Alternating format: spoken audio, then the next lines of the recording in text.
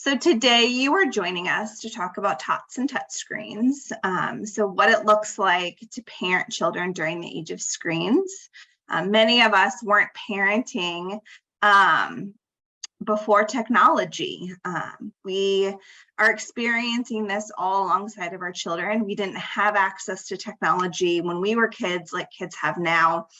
And kids today are born into this world of digital devices.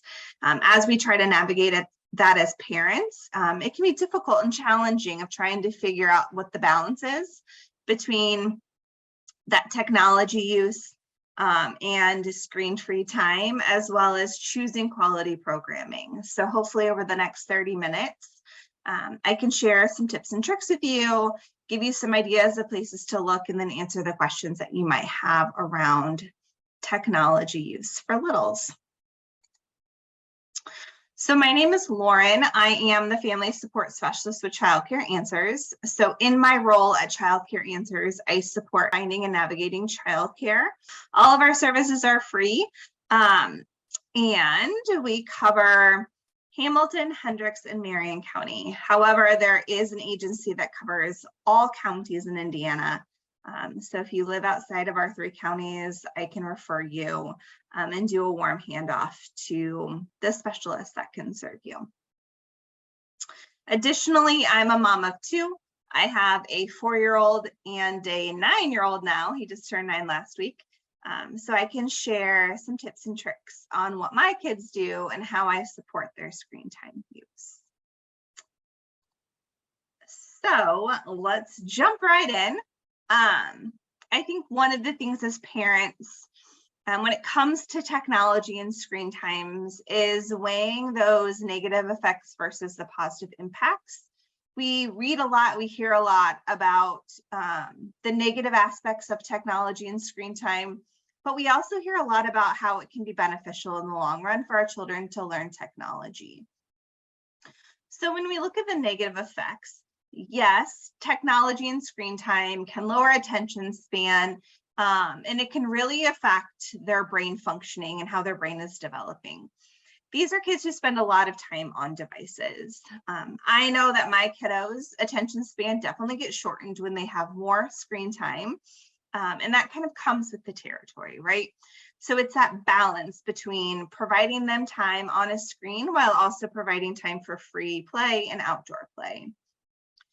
Also, the use of technology can lead to risks of depression and obesity and can affect school, like failing grades, social bullying, and all of that. As they get older, there's a lot of things that they have to navigate when it comes to social relationships and technology. And for parents of older kiddos, that can be very overwhelming on trying to figure out how to navigate that and keep them safe. On the flip side, our positive impacts are that it really can aid in learning. So on the negative side, it can affect grades and it can affect attention span, but on the positive end, it can aid in learning. It is a great classroom tool and it's a great learning tool at home as well. And it can prepare our children for future careers in the tech industry. If we think about where our kids are going to land when they go off to the workforce, technology is going to play a huge role in that. So it's essential that our kids learn how to navigate and use technology. And again, it's finding that balance. It also does help with multitasking and spatial development, as well as problem solving, depending on the quality of apps, games, and programming that our children are exposed to. So with that being said, it's important as a family to kind of decide what your rules are around screen time and where your limits lie. So the AAP's recommendation, so the American Academy of Pediatrics, had a long time rule of no screens before 2. And as technology has evolved and changed from it just being a computer to so many other forms of technology, those recommendations have changed as well. So the new recommendations are that infants, that no screens are best. So children from birth to 12 months or to 18 months really, so that older infant, young, toddler age, are not sitting in front of a screen and they're not exposed to screen times. They're not using iPads, they're not using apps, those types of things. However, they can use technology as a social tool. So using it to communicate with friends and families. So think about screen time with your infants and young toddlers through like FaceTiming with grandma or aunts and uncles, being able to have conversations and experiences through the phone that our kids 20 years ago just didn't have experience to, because screen time then was just a computer. So those are the recommendations for infants. Our young toddlers is that they can begin to explore quality programming, and the best practice is that happens through co-viewing. So the parent viewing alongside of the child, helping them understand what they're seeing and put that into practice. And I will share in just a minute what some high quality programming can look like for your toddlers and older kiddos. From ages 2 to 5, again, it's really exposing them to quality programming and viewing alongside of them, both to aid with understanding, but also with application to the real world. And then our older kiddos, so as they enter school age and beyond, it's really about placing consistent limits on screen time and avoiding screen time affecting school, behavior, sleep, etc. So that's when we really look at placing those limits and start asking questions and having conversations about their technology use. So when it comes to quality programming, here are some recommendations for toddlers. Again, this isn't all the quality programming out there, but just some recommendations. I personally love Daniel Tiger. Daniel Tiger has a lot of really great lessons on social emotional development. There are episodes on separation anxiety, having a babysitter, introducing a new sibling, what to do when you go off to school, and things like, I'm really, really mad, and now how do I express that appropriately? So those are all great things to check out. And then as they get a little bit older, their needs change slightly when it comes to quality programming. So here are some of my recommendations for ages 2 to 5. I particularly love Just in Time. It's a Canadian show where Justin goes on missions with his best friend, who is, sorry, letting someone in, who is an imaginary friend, and they explore the world together. So they explore both the current world and the past and learn about different countries and different cultures, which I particularly love. So those are my recommendations on quality programming for your preschoolers. So any questions on those, or anyone want to share some of their favorite programming for kids under 5? Bluey, yeah. So Tom says my nephew loves Bluey. My husband loves Bluey. Bluey is very similar to Peppa Pig, same kind of humor and same kind of lessons. So if you're a Peppa Pig family, then you will definitely be a Bluey family. Yep, thanks for sharing that. All right, so our role as parents is really on setting expectations on technology use and understanding what our children are experiencing on screens, and knowing how to set rules around that. So the American Academy of Pediatrics talks about setting realistic family goals together when it comes to screen use. And part of this is having conversations with your children about what screen time looks like and how it will be used in your home. So introducing opportunities to have tech-free times like meals, maybe it's going out to dinner, car rides, or whatever that looks like as a family, while also choosing areas of the house that are tech-free. So whether it's at the dinner table or their kids' bedrooms, of setting up those areas that technology just doesn't have a place in that room, setting those expectations that this is where you can view technology and this is where you can't. This is especially helpful as your kids get older to make sure that you know what they're doing on technology. So if you do have a family computer, maybe it's that they use it at the kitchen table, or that there's a computer room that they're using it in, that TV happens in the living room rather than their bedroom. so that you're aware of what technology is being used in your home. It's also choosing quality over quantity and making rules together as a family, knowing that those rules are going to change as your child gets older, because what a 2-year-old needs is different than what a 6-year-old needs, which is different than what a 12-year-old needs. And so part of their plan is creating media use plans together as a family. And this creates a plan as a family, knowing that your family plan will look different than another family's plan, and that's to be expected, and that's okay. So one of the pieces of the family plan and creating expectations is that there are times that we're going to co-view and we're going to use technology together as a family. Technology has its great place in being able to create an experience of bonding. Kids these days love technology, and so use that to your advantage as an opportunity to bond and connect, especially as they get older. So talk about the program together, have conversations, help children make sense of what they're seeing, ask those questions just like you would while reading a book, like, what do you think is going to happen next? And be active while you watch so that you're an active participant, being a role model and showing them how to be active participants in their viewing as well. And then connect what children are seeing to their lives, to the real world, helping them make sense of what's real and make believe. Because this can be challenging for young kiddos, especially your 2, 3, and 4-year-olds who are still trying to make sense of real versus pretend. An example of this is the movie Monsters, Inc. Monsters, Inc. is all about monsters that come out of kids' closets.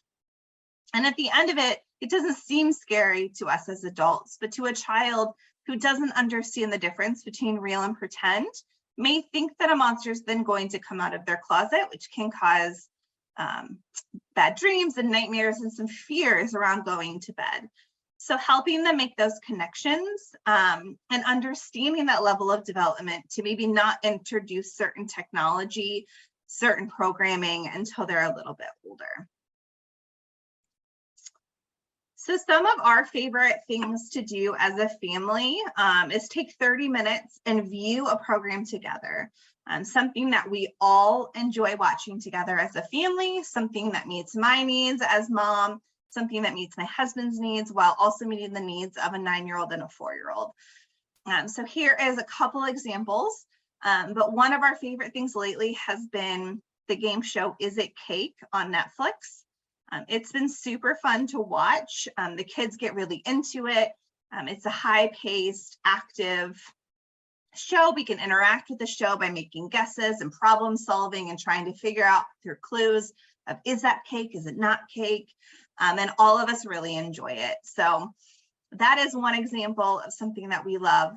So what are some things that you love viewing together as a family at your house? Modern marvels. Yep, that's awesome. Trying to figure out how things work and learning about that, kind of similar to how it's made. Cooking shows like the Great British Baking Show, Kids Bake Off, those baking shows together. I also love those. I love when my kids want to watch something that I also enjoy.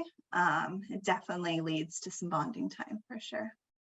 And then I look forward to it. I'm like, do you want to watch Is It Cake together tonight? Yeah. So with shows and programming, there are parental guidance ratings. However, parental guidance ratings vary between platforms. So there are different ratings for movies, TV shows, music videos, video games, streamed shows, all of that. So when you're thinking about learning parental guidance rating and setting those parental controls, it's important to understand the lingo when it comes to those. And then co-view as much as possible, like I already mentioned. So viewing together and knowing what your children are watching and viewing and using. And then lastly, it's using family-friendly resources.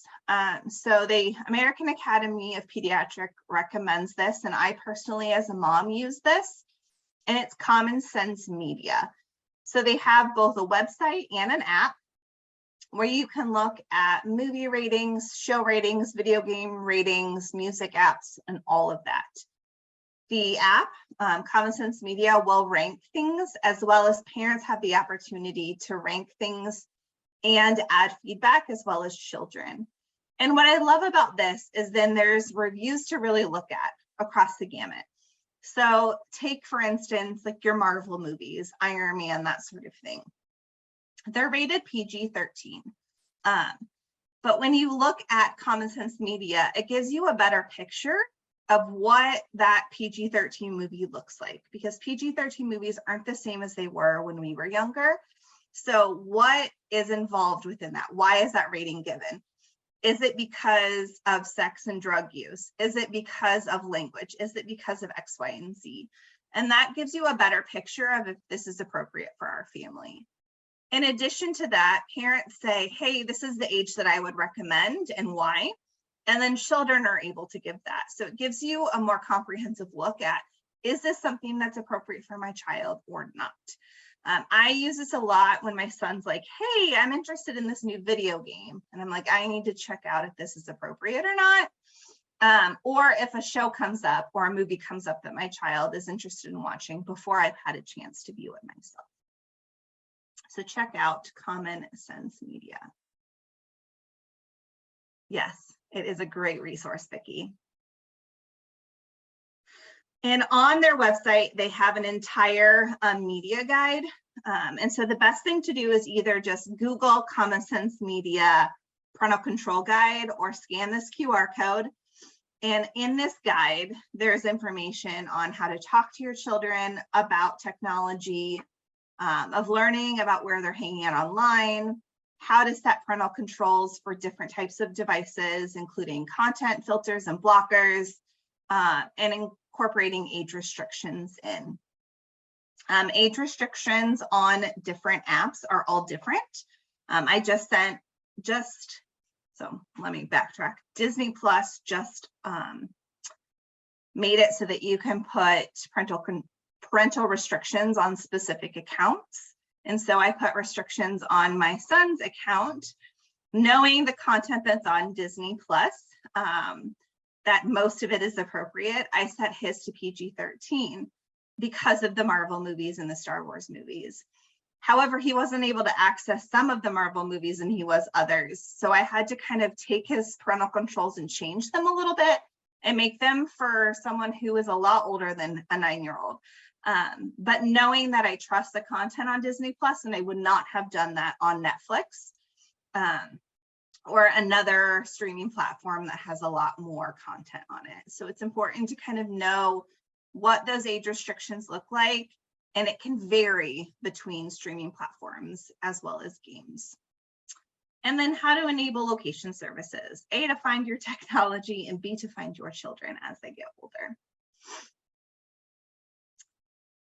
So one of the things that they have on here on Common Sense Media is a list of suggested apps based on age. So I took all of the apps on my phone and what my children are constantly going to and they love playing with and interacting with that are quality. And here is a list of them. I'm going to talk specifically about 2 of them. One being the Breathe, Think, Do Sesame Street app. It's a problem-solving app on, I'm faced with a challenge, like I can't put my shoes on.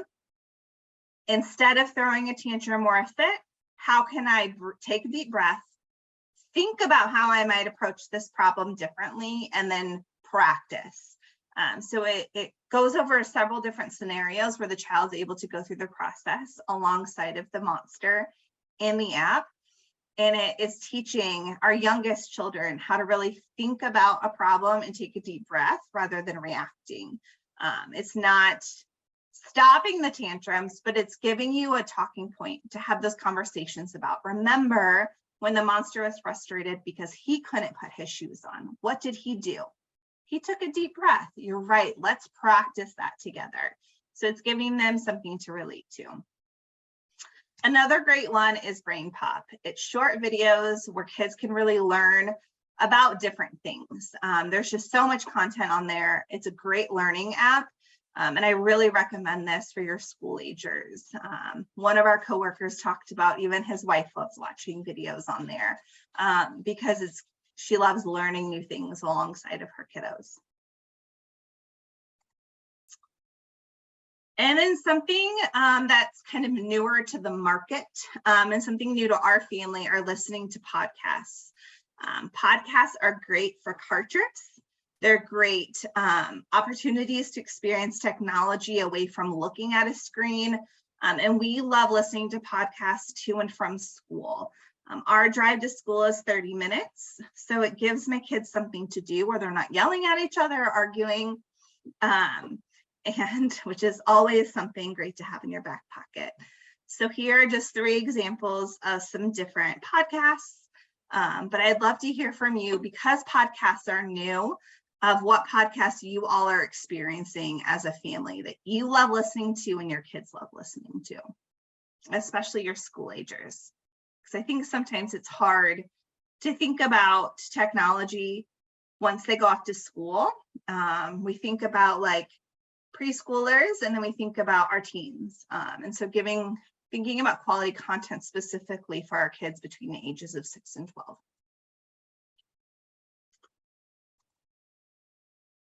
So I have a message about wow in the world. Yep, that is definitely one that's in our arsenal of podcasts to pick from. Yeah. Any other podcasts that you guys love listening to? I personally love listening to podcasts when the kids aren't in the car. I have my own, like Crime Junkie, but podcasts are really fun. Vicki says we don't listen to any podcasts, but thinking about Audible or recorded books. Yeah, like the Magic Tree House books, exactly. So Story Nori is one that plays stories, but doing Audible or recorded stories is great. I know in my daughter's pre-K class, they play Magic Treehouse books during nap time, knowing that some kids are going to sleep and others won't based on the age. And so they have that opportunity to listen to a story instead of taking a rest or to help fall asleep. Yep, awesome. And last but not least are some direct links to resources on healthychildren.org, which is the American Academy of Pediatrics parenting website. Tons and tons and tons of great resources. But I know that we'll have questions specifically related to school agers and teenagers around media use. And I recommend going straight here first. So what you can do is just go to healthychildren.org and search media. And there's an entire list of everything related to media, or you can scan these QR codes. And they have resources like the 3 that I have linked here. So establishing family rating systems when it comes to video games. We have a lot of conversations at our house about what video games are appropriate and what aren't, and creating rules and limits around video games. How to navigate multiplayer games. One of those is Minecraft. So on my son's Minecraft account, we have it turned off the chat feature. So he can't play with people outside of the home and he can't chat with people as that safety feature to make sure that he's not chatting with people that he shouldn't be chatting with, because he's 9 and he doesn't understand that there are bad people out there who could be trying to take advantage of him. And then how to connect with teens about smart media use, because that is a whole other kind of ball game around what media use looks like, especially as kids get phones, they get social media, they're really out exploring the world through technology and helping them understand real versus not real and how to keep themselves safe online. So those are just a few examples of what's on there, but I pulled those out because I thought we probably have questions related to those. So with that being said, we do have a couple of minutes. I'm sure that there are questions around technology use because we're talking about infants through teens, and it's just such a vastly different need based on age. So my email is up on the screen if you have questions that you want to email me. All right, so we do have a question about passive exposure. So TV on the back, like background noise, or playing in the background with little ones that aren't actually watching it, and if that's okay, if it's not okay.